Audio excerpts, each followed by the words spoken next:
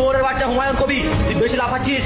আর যদি তুই মসজিদ বানাতে হয় তোর বাপের টাকা দিয়ে বানা, আমাদের জনগণের টাকা দিয়ে নয়। আর শোন, এটাও বলে দিচ্ছি, যদি একটা মসজিদ বানাস 100টা মন্দির বানাবো, এই পশ্চিমবাংলায় 100টা রাম মন্দির বানাবো।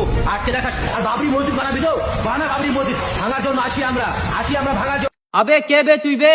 হুমায়ুন কবিরকে গাল দিচ্ছিস? আর কি বললি তুই? হুমায়ুন কবির জনগণের টাকা নিয়ে মসজিদ বানাচ্ছে? আবে ভালো করে খোঁজ নিয়ে দেখ। হুমায়ুন কবির টাকা দিচ্ছে আর এবং সবাই ভালোবেসে টাকা দিচ্ছে, তার জন্যই এই বাবরি মসজিদটা হচ্ছে। আর কি বললি তুই? একটা যদি মসজিদ করা হয় তুই 100টা মন্দির বানাবি?